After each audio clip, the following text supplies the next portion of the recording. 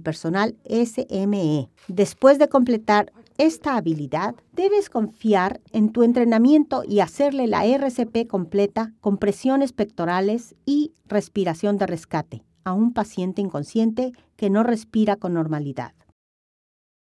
Como siempre, comienza por evaluar la situación y formular la declaración del socorrista. Hola, me llamo, tu nombre. Soy socorrista de emergencia. ¿Puedo ayudarte? A continuación, toca al paciente en la clavícula y pregúntale, ¿te encuentras bien? ¿Te encuentras bien?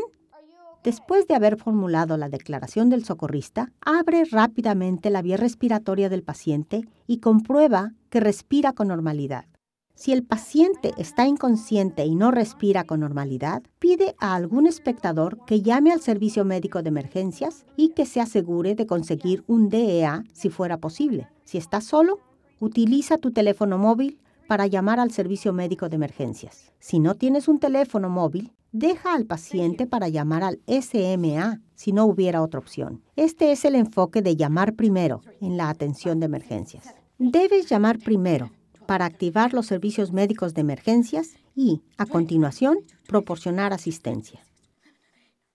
Del mismo modo que en la habilidad anterior encuentra el lugar de compresión colocando la base de una mano en el centro del pecho, en algunas personas esta posición es entre los pezones. Coloca la otra mano sobre la mano que ya está en el pecho y entrelaza los dedos, de este modo. Ahora, colócate de forma que tus hombros queden directamente sobre tus manos y tus brazos estén rectos. Bloquea los codos.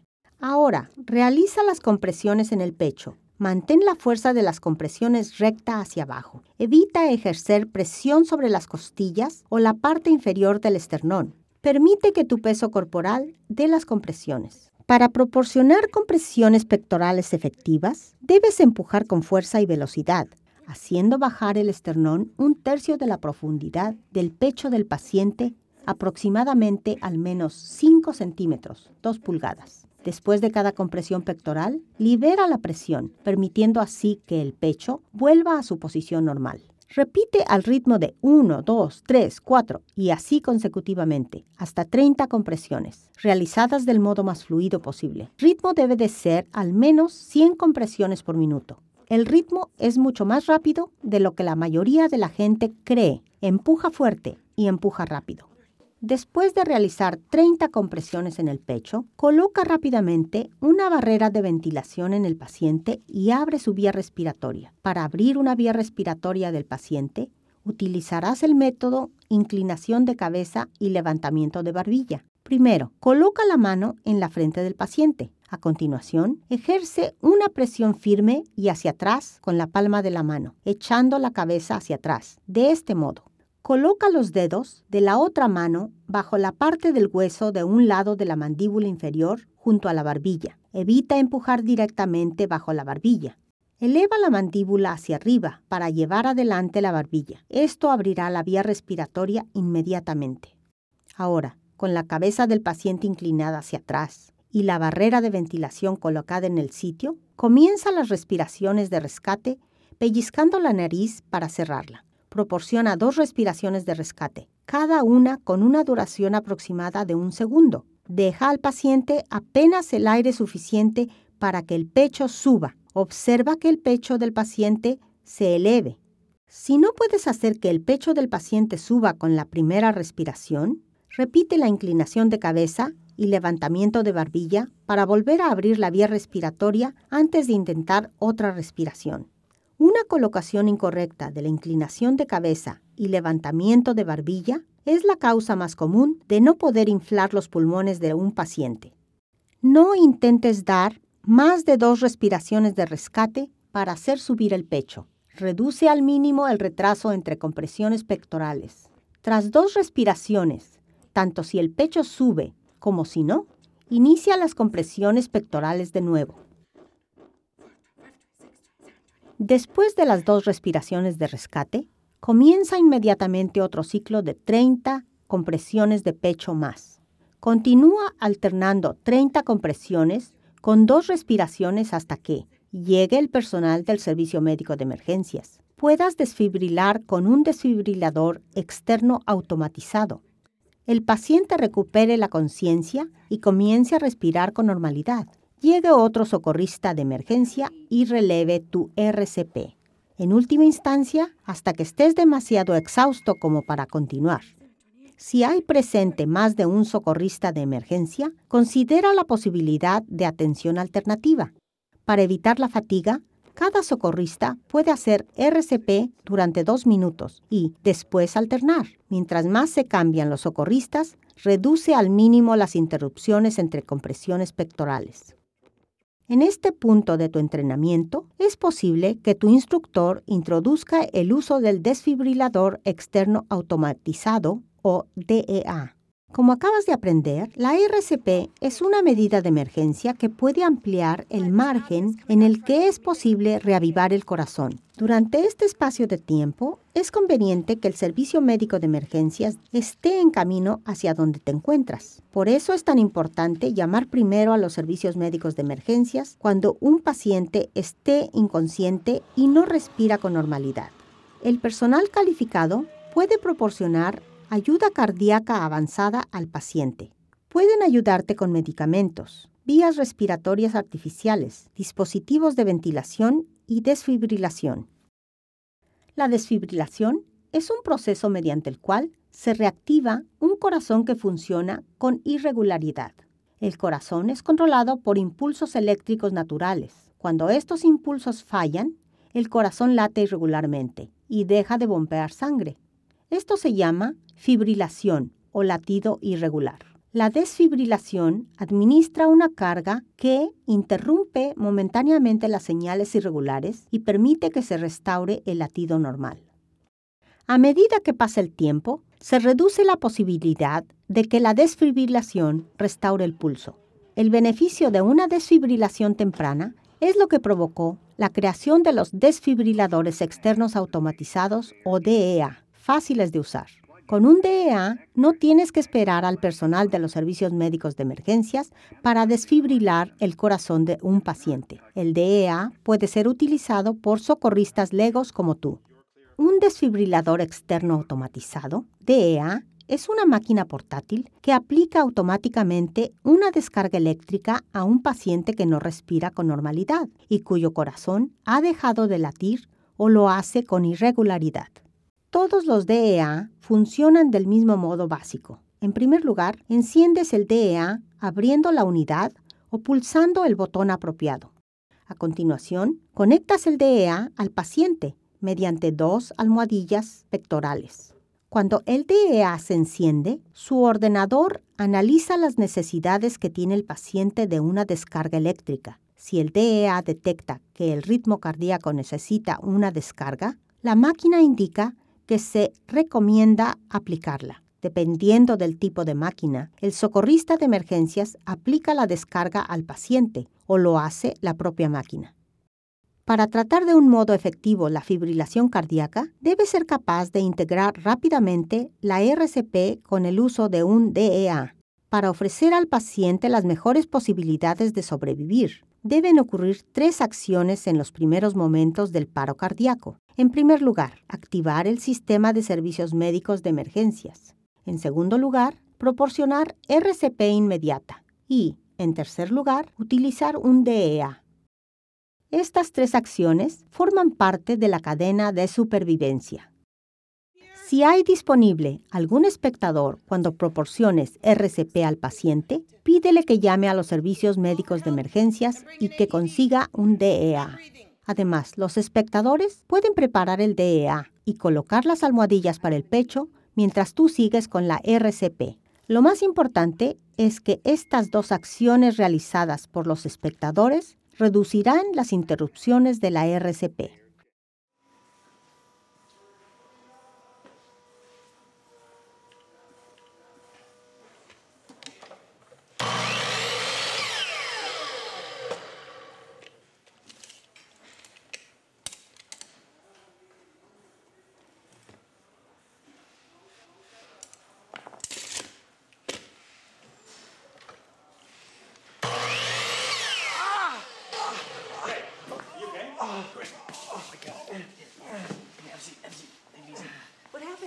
Greg cut himself on the saw.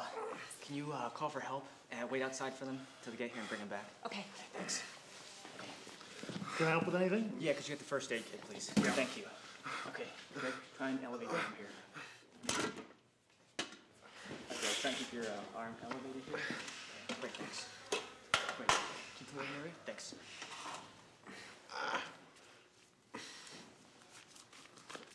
Okay, Greg. Put this on here.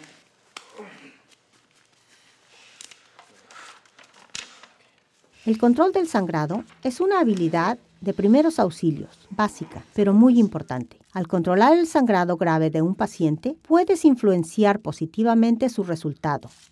El sangrado grave pone en peligro la vida del paciente porque la sangre lleva el oxígeno a los tejidos corporales. El cuerpo tiene unos 6 litros o cuartos de galón de sangre y la pérdida de uno puede provocar la muerte.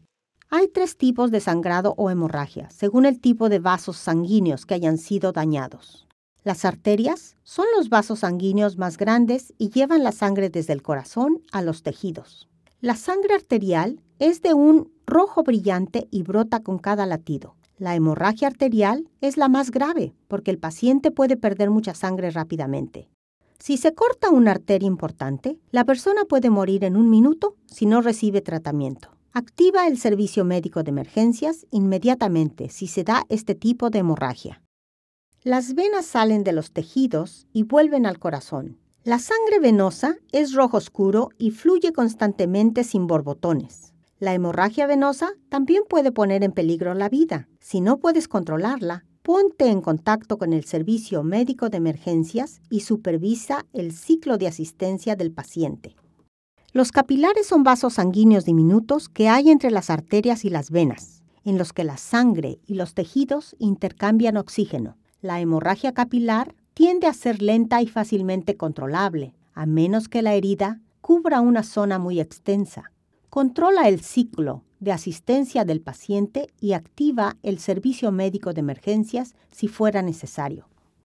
Para comenzar a ayudar a un paciente que tiene una hemorragia grave, evalúa primero la situación para asegurarte de que es seguro acercarte. Coloca las barreras adecuadas y formula la declaración del socorrista. Pídele al paciente si puedes ayudarla. Si la paciente dice que sí, llama a los servicios médicos de emergencias. Tranquiliza a la paciente mientras tratas la hemorragia y, si fuera necesario, ayúdala a colocarse en una postura cómoda mientras la asistes.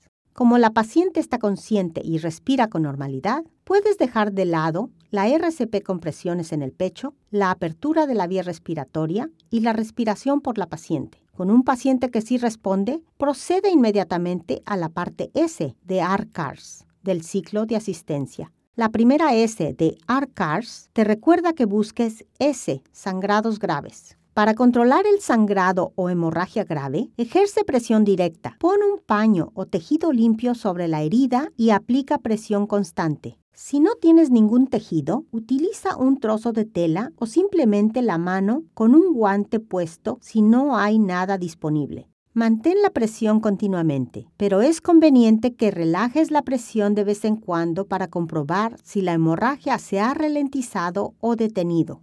Además de la presión directa sostenida, también puedes utilizar un vendaje de presión. Mientras mantienes la presión directa, anuda otro tejido sobre el inicial. La paciente puede ayudarte si está en condiciones de hacerlo.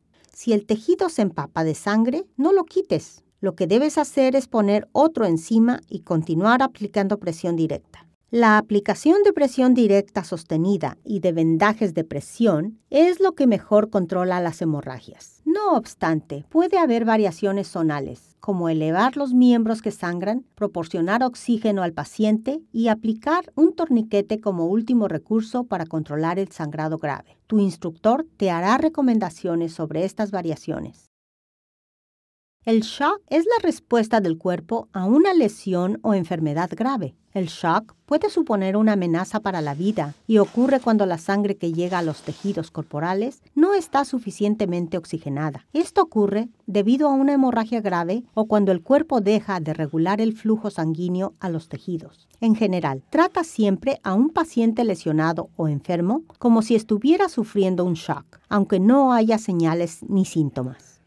Hay 9 indicaciones del shock, aunque algunas se dan con otras lesiones. Son las siguientes: pulso rápido y débil, tejido pálido y azulado, piel húmeda y pegajosa, posiblemente con escalofríos, confusión mental, ansiedad, inquietud o irritabilidad, estado de conciencia alterado, náusea y tal vez vómitos, ojos sin brillo, mirada aturdida y respiración superficial, pero rápida y fatigosa. Para el momento en que llegues al tratamiento del shock, ya habrás progresado lo suficiente para el ciclo de atención. Habrás analizado la situación y aplicado tus barreras. Mediante la evaluación primaria, habrás confirmado el nivel de conciencia del paciente y que está respirando con normalidad. Como el paciente está respirando con normalidad, no hay necesidad de RCP. Si el paciente está inconsciente o sangrando, habrás alertado ya al servicio médico de emergencias. Si estuviera sangrando, lo habrás tratado aplicando presión directa. Para tratar a un paciente consciente que esté en shock, deja al paciente decidir en qué postura está más cómodo, sentado o tumbado. Para tratar a un paciente herido o inconsciente, hazlo en la posición en que lo encuentres. Si crees que puede haberse producido una lesión en la cabeza, la espalda o el cuello, no muevas al paciente y mantén la cabeza y cuello inmóviles. Se abarcará el tratamiento de lesiones en la médula espinal en la próxima habilidad. Independientemente de que si el paciente está consciente o no, para tratar el shock debes mantener la temperatura corporal del paciente según el clima local. Esto puede suponer cubrir al paciente con una manta o protegerlo contra el sol. Si no hay motivo para sospechar lesiones en la médula o fracturas en las piernas, eleva las piernas del paciente 15 a 30 centímetros, 6 a 12 pulgadas. Esto hace que la sangre llegue a las partes más críticas del pecho y la cabeza.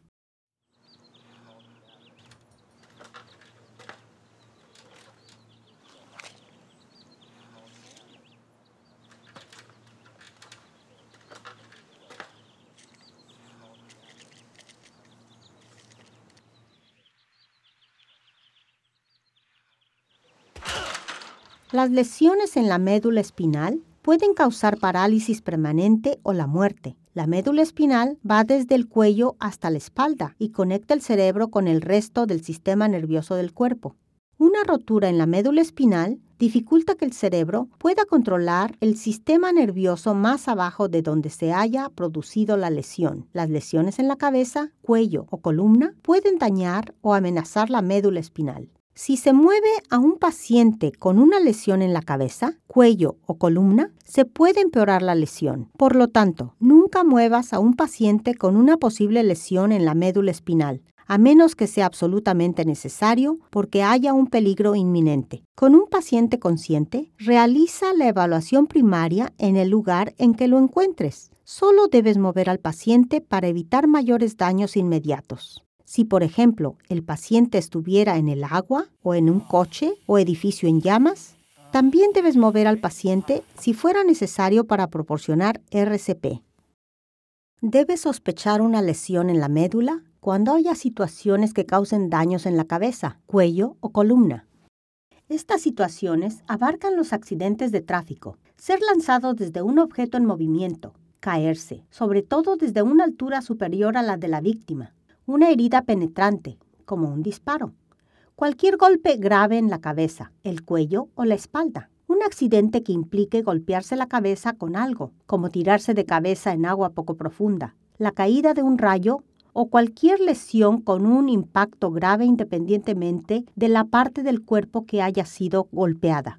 Las 8 indicaciones de que un paciente puede haber sufrido una lesión en la médula son: cambio en el estado de conciencia, problemas para respirar, problemas en la visión, incapacidad de mover parte o la totalidad del cuerpo, parálisis, dolor de cabeza, vómitos, pérdida del equilibrio, cosquilleo o entumecimiento en las extremidades.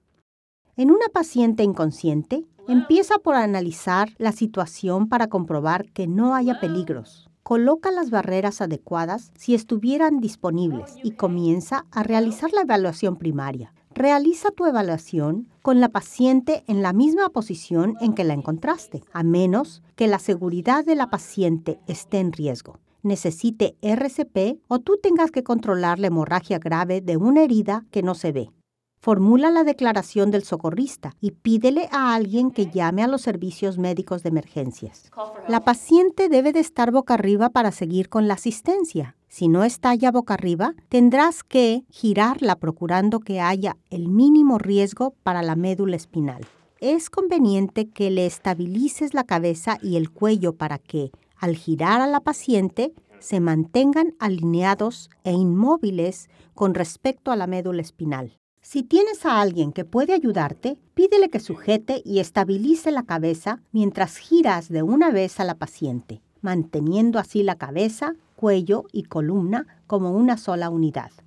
Si estás solo, tendrás que estabilizar la cabeza sin ayuda. La técnica rodar al tronco te ayudará a hacerlo. Métele el brazo bajo la cabeza y mientras le sujetas la cabeza, gira a la paciente hacia ti. Coloca a la paciente boca arriba con cuidado y sigue con el ciclo de asistencia, iniciando la RCP, si la paciente sigue sin respirar con normalidad. Si la paciente respira con normalidad, comprueba si hay algún sangrado grave, shock o lesión en la médula y trátalos.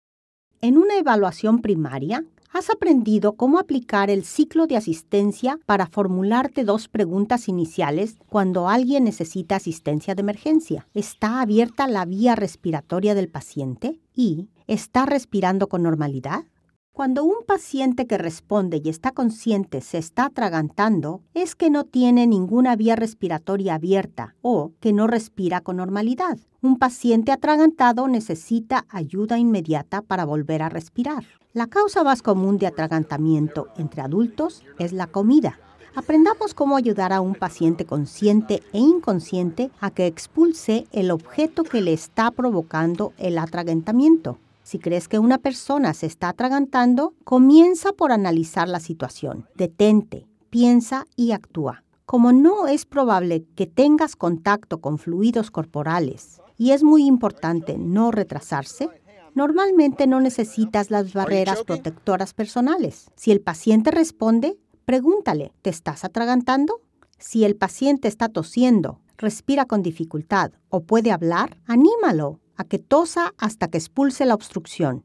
Si el paciente no puede hablar o respirar, dile la declaración del socorrista y avisa al servicio médico de emergencias. Una vez que el paciente haya indicado que quiere tu ayuda, con que asienta con la cabeza será suficiente. Podrás usar golpes en la espalda, empujes abdominales o compresiones en el pecho para intentar sacar el objeto. Los procedimientos para atender a un paciente consciente atragantado varían a nivel internacional. Tu Emergency First Response Instructor te enseñará las técnicas adecuadas para tu zona y serán estas las que debas utilizar cuando asistas a un paciente atragantado. No obstante, por lo general, no hay pruebas claras de que una técnica sea mejor que otra, pero sí que se ha comprobado que si una técnica no ayuda a un paciente atragantado, puede ser que otra sí lo haga. Para dar golpes en la espalda, colócate a un lado y ligeramente detrás de la paciente. Sujeta el pecho con una mano e inclina a la paciente hacia adelante. A continuación, con la palma de la otra mano, golpea a la persona 5 veces con firmeza entre los omóplatos. Detente si se libera la obstrucción o pasa a otra técnica. Los empujes abdominales utilizan aire residual que queda en los pulmones de la paciente para liberar la obstrucción. Colócate detrás de la paciente y pon los brazos alrededor de su cintura. Encuentra el ombligo de la paciente con una mano. Pon la otra mano de puño y coloca el lado del pulgar contra el abdomen de la paciente, ligeramente por encima del ombligo. De este modo, coloca la otra mano encima del puño. Arqueando los brazos para no apretar las costillas de la paciente, tira de las manos hacia ti y hacia arriba, dando un empujón. Detente si se libera la obstrucción y pasa a otra técnica.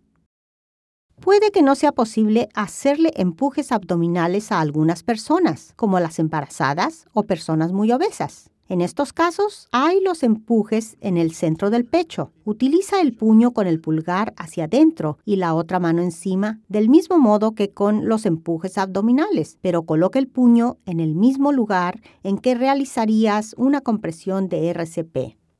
Sigue usando una o más de estas técnicas hasta que se libere la obstrucción o el paciente quede inconsciente. Cuando practiques estas técnicas, asegúrate de simular los empujes. Nunca le practiques empujes a una persona que no tiene una vía respiratoria obstruida. Si un paciente que responde y se está atragantando pierde el conocimiento mientras estás tratando de darle asistencia, ayuda cuidadosamente al paciente a colocarse sobre el suelo. A continuación, activa los servicios médicos de emergencias y comienza inmediatamente con la RCP, compresiones en el pecho. Las compresiones deberían sacar cualquier obstrucción. Después de las compresiones en el pecho, debes mirar inmediatamente en la boca del paciente para ver si hay algún material sólido visible en la vía respiratoria. Si ves un objeto, debes retirarlo con el dedo. Si no ves ningún objeto o si el objeto ha sido retirado, aplica 2 respiraciones de rescate. En último lugar, continúa aplicándole 30 compresiones seguidas de 2 respiraciones de rescate, tal y como acabas de aprender. Sigue con la RCP hasta que la obstrucción se haya liberado y el paciente responda o llegue el servicio médico de emergencias. Según las normas, restricciones o leyes locales, es posible que tu Emergency First Response Instructor pueda ofrecer una sesión sobre el desarrollo de habilidades o el uso del oxígeno de emergencia. Es crucial recibir el oxígeno adecuado, sobre todo después de una lesión o enfermedad grave, accidentes de sumergimiento o con semiahogamiento o una exposición continua a altitud. Puedes reducir el estrés del paciente y dar apoyo al sistema respiratorio mediante la administración de oxígeno de emergencia. Es posible que necesites buscar entrenamiento adicional y más avanzado sobre cómo administrar oxígeno si eres buceador o frecuentas lugares con actividades acuáticas.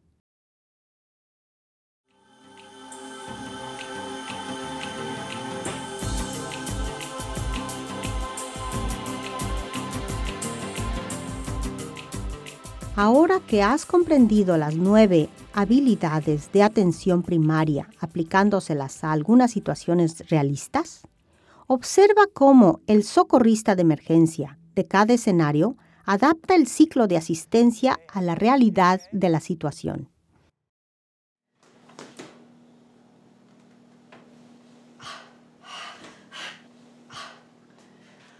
Grandma, are you okay? What happened? What's wrong? What happened? Detente, piensa y después actúa. ¿Hay algún peligro aquí? La socorrista de emergencia huele para ver si hay gas y confirma que la cocina de gas está apagada. La persona que presta asistencia formula la declaración de socorrista y solicita atención de emergencia para que vengan. Jimmy, come here quick. It's okay. What's wrong? I don't know. Something's wrong with Grandma. Go call for help. Tell them we have an emergency and then come back and tell me what they say. I'll call and come back. La socorrista de emergencia supervisa al paciente y utiliza el ciclo de asistencia para guiarse. Responde y está respirando, así que no hay necesidad de proporcionar RCP. Además, no parece haber hemorragia. Help will be here soon. Help me put her in the recovery position.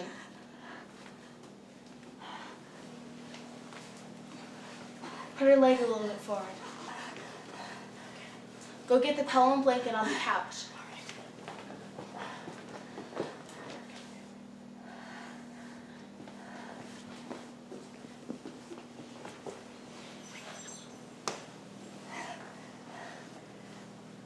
Go wait for the ambulance outside. La socorrista de emergencia trata el shock y sigue controlando a la paciente hasta que llegue ayuda. Help is on the way.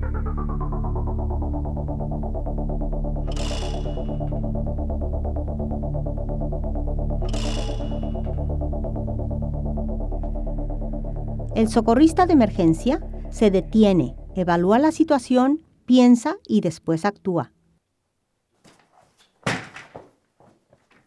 Hey, this is Fabio, an emergency responder. May I help you? May I help you? Are you okay? Are you okay? El socorrista de emergencia encuentra al paciente inconsciente. Tiene la vía respiratoria abierta, pero no respira con normalidad. Hey, Sherilyn. This is Fabio. Listen, I'm in room 3. RF is down. He's unresponsive, and he's not breathing. I want you to activate the company emergency plan. Then I want you to call emergency services and direct him here to Utilizando room el 3. ciclo de asistencia para guiarlo, llama a los servicios médicos de emergencias y comienza inmediatamente a realizar compresiones en el pecho. 5, 6, 7, 8, 9, 10, 11, 12, 13, 14, 15, 16, 17, 18, 19, 20, 21, 22, 23, 24, 25, 26, 27, 28, 29, 30.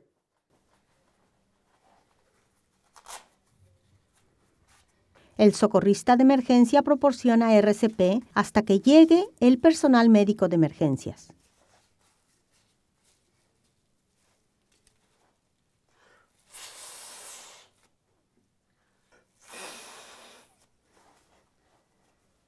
One, two, three, 4, 5, 6, 7, 8, 9, 10, 11, 12, 13, 14, 15, 16, 17.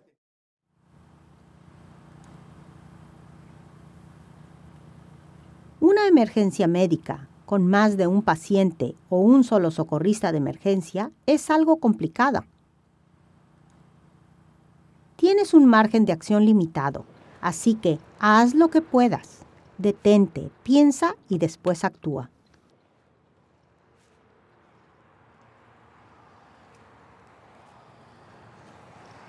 Yeah, I need to report an auto accident on the corner of Alton and Pacific.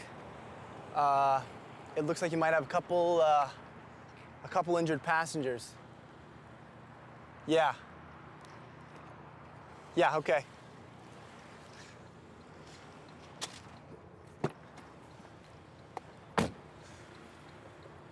Sit tight, all right? Help's on the way. El socorrista de emergencia se enfrenta a la situación cuidadosamente, manteniéndose en un lugar seguro y observando los posibles peligros a medida que se acerca a la escena. Hey, my name's Matt. I'm an emergency responder. May I help you? Yes, Well, where do you hurt? on my head. I'm okay. Okay, I want you to try not to move it, okay? Let's wait till the medical crew gets here so they can check you out. All right? It looks like your passenger may need some help, so I'm gonna go take a look at her. So just sit tight and relax, all right? I'll be nearby.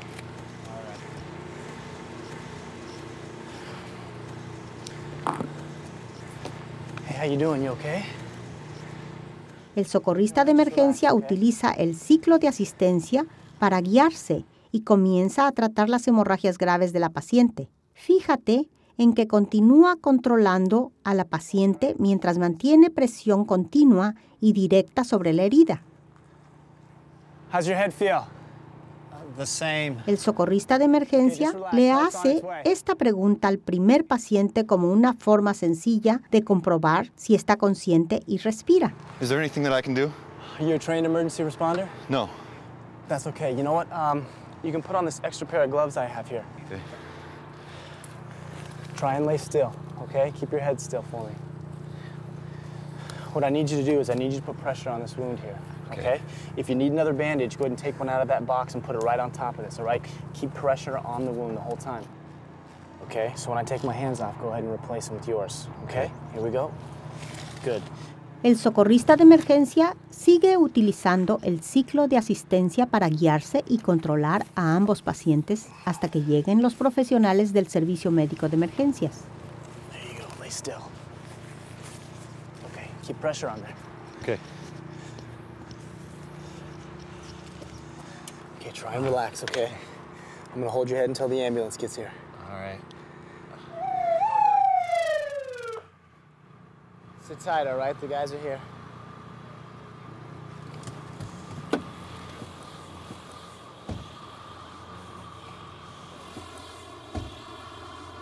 How many people do we have in the vehicle? One? Just two. Two, that's it? Anyone ejected? Anyone else in the vehicle? No? Came on these guys. No, that's it. Okay, what do you have right there?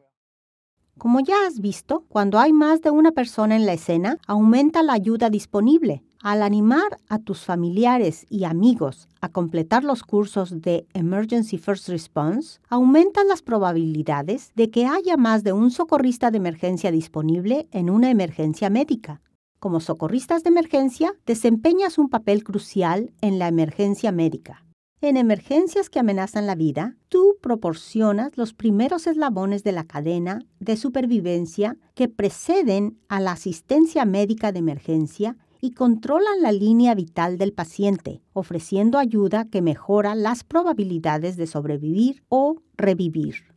En emergencias que no amenazan directamente la vida, tranquilizas al paciente y reduces el riesgo de minusvalías permanentes. La mayoría de los socorristas de emergencia nunca necesitan sus habilidades, pero practicarlas y repasar este programa te ayudará a estar listo para ayudar a otra persona que lo necesite si alguna vez fuera necesario.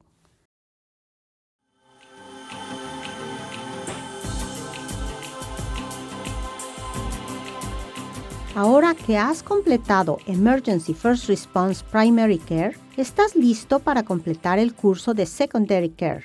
Como ya recordarás, esto es atención secundaria, porque sigue la atención primaria de garantizar que todas las lesiones y enfermedades que amenazan la vida son tratadas en orden de prioridad según el ciclo de asistencia. Además, como también recordarás, la atención primaria nunca cesa. Supervisas constantemente al paciente utilizando R-CARS y el ciclo de asistencia para guiarte. No obstante, si se retrasan los servicios médicos de emergencias o no están disponibles, necesitarás las siguientes habilidades de atención secundaria.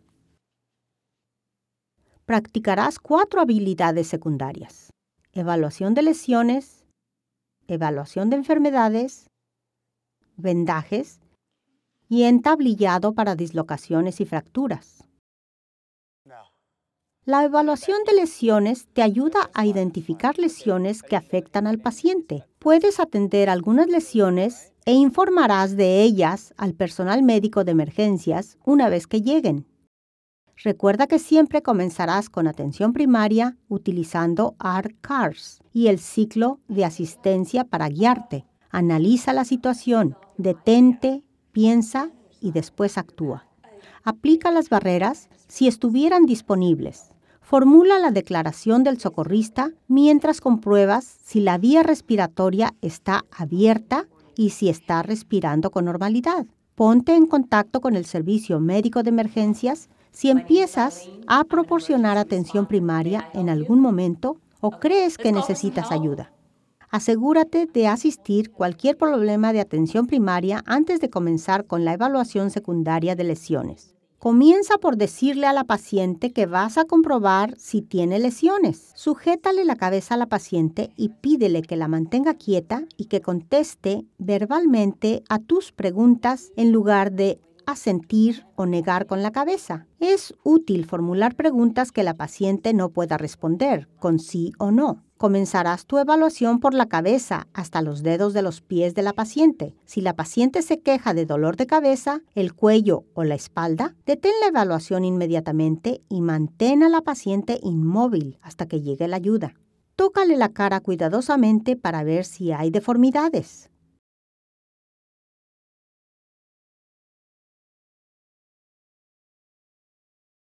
Revisa las orejas y la nariz para ver si hay sangre o líquido.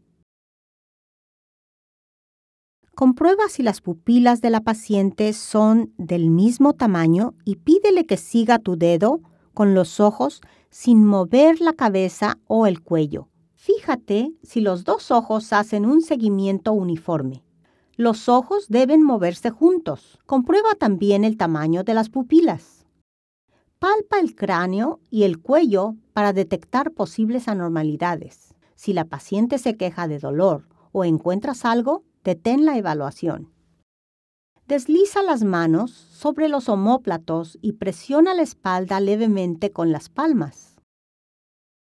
Presiona en los hombros hacia adentro y pasa los dedos por las clavículas hasta el centro. Mientras sigues estos pasos, buscarás irregularidades, sangre, que la paciente diga que le duele algo o sensaciones provocadas al tocarla. Estabiliza el brazo de la paciente con una mano sobre el hombro y desliza la mano cuidadosamente hacia abajo desde la parte superior del brazo, el codo y la muñeca. Repite el procedimiento con el otro brazo. Pídele a la paciente que mueva los dedos de ambas manos y apriete los tuyos para ver si tiene parálisis o debilidad.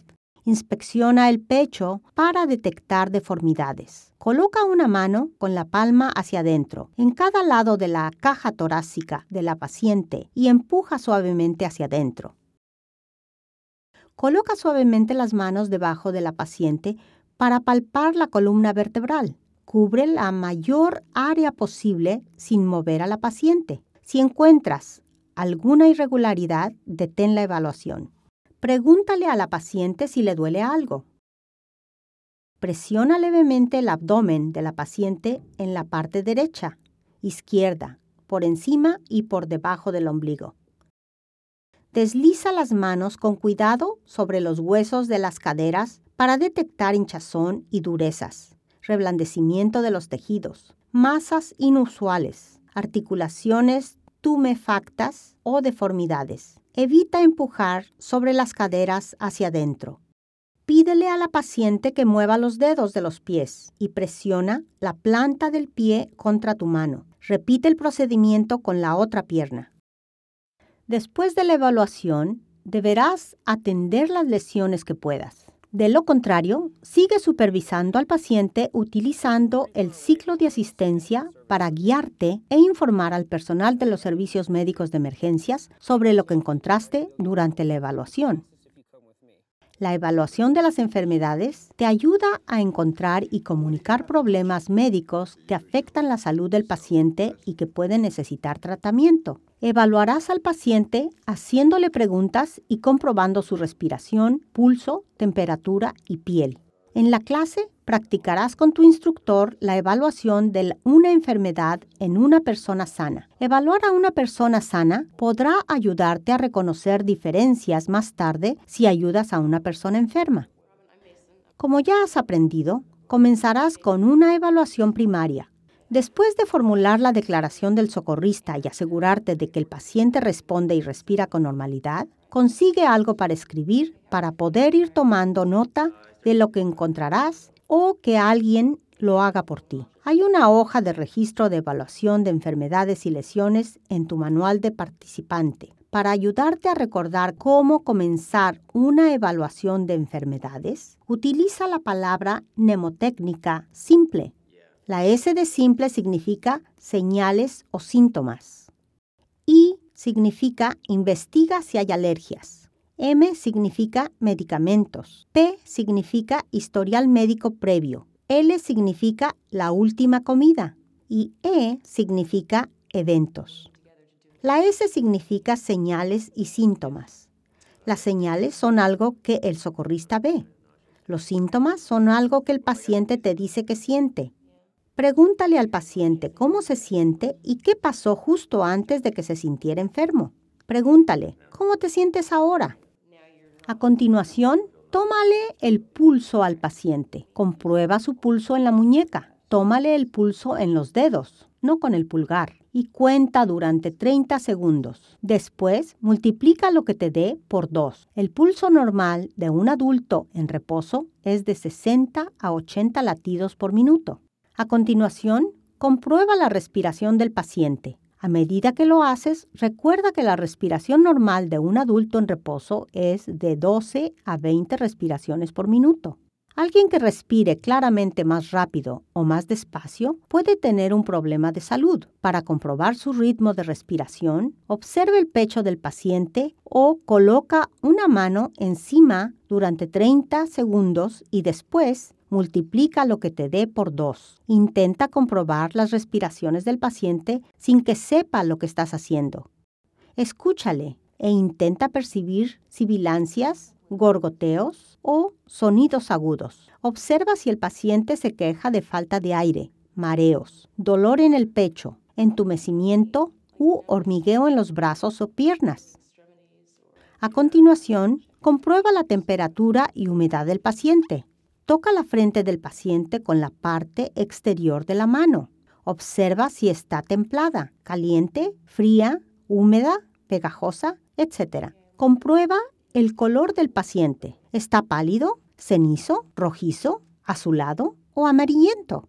¿Tiene manchas? Si el paciente tiene la piel oscura, busca los cambios de piel en las uñas, labios, encías, lengua, palmas, en el blanco de los ojos y en los lóbulos de las orejas. Normalmente, la piel de un adulto en reposo debe ser cálida y seca al tacto.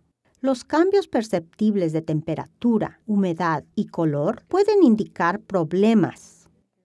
A continuación, comprueba las pupilas del paciente. ¿Están dilatadas? ¿Son pequeñas? ¿Son desiguales? Cualquiera de estas señales pueden indicar problemas. Además, en la palabra mnemotécnica simple, la I significa investigar alergias. Pregúntale al paciente si es alérgico a